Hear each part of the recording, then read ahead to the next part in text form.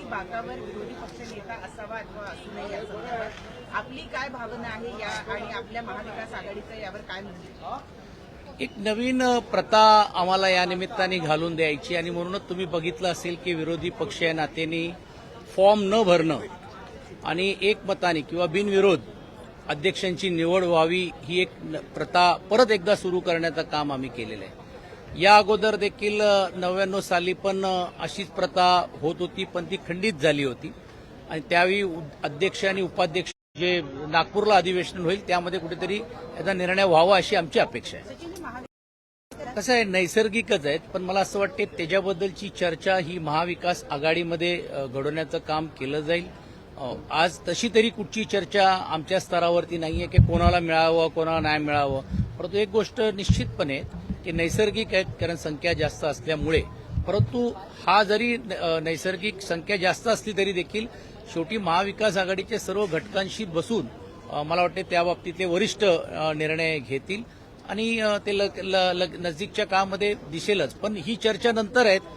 पहिली गोष्ट राज्य सरकार आणि विशेषतः अध्यक्ष ह्याच्यातला काय निर्णय घेणार आहेत ह्याच्यावरती आमच्या सर्वांचं लक्ष राहणार आहे आणि महाराष्ट्राच्या जनतेचं लक्ष राहणार आहे.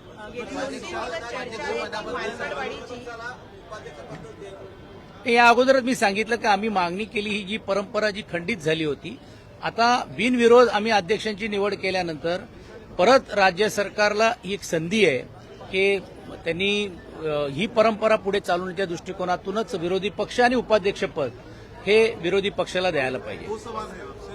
एक मराठी दोन रत्नागिरीमध्ये ठाकरे गटाच्या काही कार्यकर्त्यांनी निष्ठेची शपथ जी आहे ती दर्ग्यामध्ये घेतली असल्याचं विरोधक दावा करतात आणि तसे ट्विटही केलेले आहेत. कसं आहे की ज्यावेळी आमच्या कार्यकर्त्यांनी काय केलं तर लगेच ट्विट केले जातात. इतर कार्यकर्ते काही केलं तरी देखील त्याच्यातली कुठेही होत नाही आणि आम्ही कधी त्याच्यातला आक्षेप पण घेतलेला नाहीये.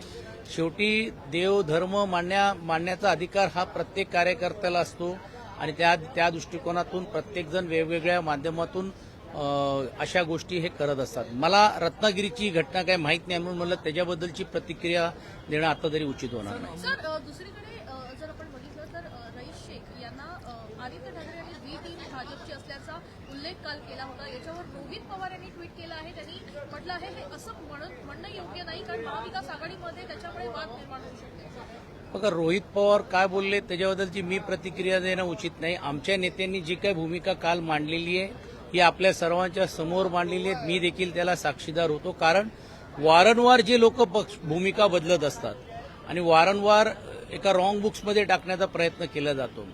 आणि जसं या अगोदर देखील आदित्यजींनी आणि उद्धवजींनी स्पष्ट केलं की हो आम्ही हिंदुत्ववादी आहेत, त्याच्यासाठी काय आम्हाला समाजवादीकडनं सर्टिफिकेट किंवा दुसऱ्या पक्षांकडनं घ्यायची गरज नाहीये.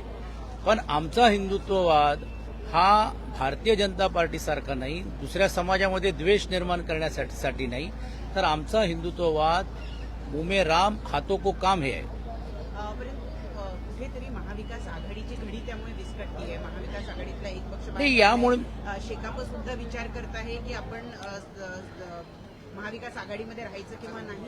कुठेतरी महाविकास आघाडीची जी वज्रमुक्ती तुम्ही ताणलेली होती ती आता सैल होतीये, लोक सोडून जात आहेत असं दिसतंय. कसं आहे की राजकारणात या गोष्टी होत असतात, प्रत्येकजण वेगळी भूमिका घेतली जाण्याचा प्रयत्न होतो. परंतु मला असं वाटतं की समाजवादी पक्षाने काँग्रेस बरोबर आणि इंडिया ब्लॉक बरोबर हे राहण्याचा निर्णय घेतलेला आहे. आता राज्याचे राज्यकर्ते किंवा संबंधित लोकप्रतिनिधी वेगळी भूमिका जर घेत असतील तर त्यांचा अंतर्गत प्रश्न आहे. परंतु अशा काही गोष्टीमुळे विरोधी पक्ष म्हणून घेऊन आम्ही कुठे कमजोर होतोय अशातला हा भाग नाही. कारण शेवटी तेही काय जाऊन सत्तेमध्ये बसणार असं नाही.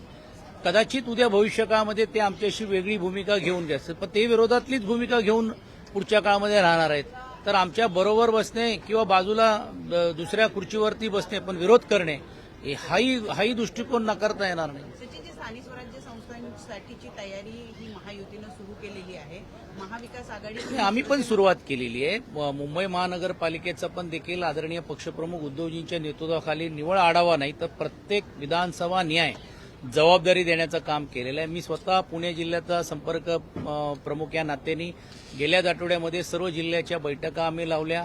नजीकच्या काळामध्ये सन्माननीय संपर्क नेते संजय राऊतजी आणि आम्ही स्वतः पुण्यामध्ये जाऊन आम्ही प्रत्येकानं ती जबाबदारी महानगरपालिकेमध्ये आणि संघटनात्मक जे काही बदल आहेत तेही करण्याचं कामही करणार. तर आम्ही सर्वजणच तयारीला लागलेलो आहोत. निवडणुका एक ह्याच्यामध्ये जय पराजय ते योग्य अयोग्य हा नंतर एका वेगळ्या व्यासपीठावर चर्चा होईल, पण शेवटी निवडणुकीला सामोरे जाण्याची तयारी ही आमची राहिली पाहिजे आणि ती आम्ही करतोय. पण महाविकास आघाडी म्हणून लढणार आहात की वेगवेगळ्या लढण्याचा आता विचार? बघा, पुणे जिल्ह्यातलं मी ज्यावेळी चर्चा केली अनेकांचं मत आहे किंवा आपण महाविकास आघाडी म्हणून लढलं पाहिजे, अनेकांचं मत आहे त्याने आम्ही स्वतंत्र लढलं पाहिजे. मुंबईमध्ये आलं तर ती वेगळी परिस्थिती आहे, कल्याण डोंबिवलीमध्ये त्याहीपेक्षा वेगळी परिस्थिती असू शकते. तर मला असं वाटते जिल्हा स्तरावरती ह्याच्यातला निर्णय व्हायला पाहिजे, पण कलेक्टिव्हली ज्यावेळी आपण म्हटल्याप्रमाणे की पक्ष नेतृत्व त्याच्यातली भूमिका आमच्या सर्वांचा अहवाल त्यांच्यापर्यंत गेल्यानंतर ते देतील. सर आता एकंदरीत मेट्रो 9चा प्रकल्प जो तो येणार आणि त्यासाठी 1400 झाडांची कच्चा जी आता पुन्हा होणार आहे.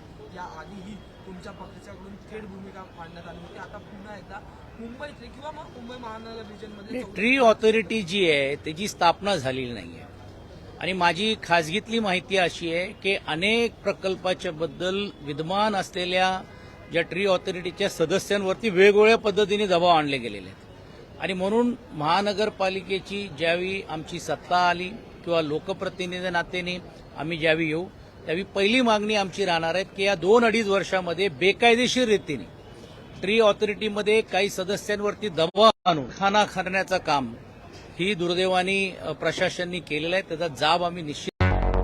मुंबई, पुणे, नागपूर, मराठवाडा असो का विदर्भ, राजकीय, सामाजिक, शैक्षणिक क्षेत्र असो का क्रीडा, सर्वच घडामोडीचे विश्लेषण पाहायला विसरू नका. फक्त देशोन्नती न्यूजवर.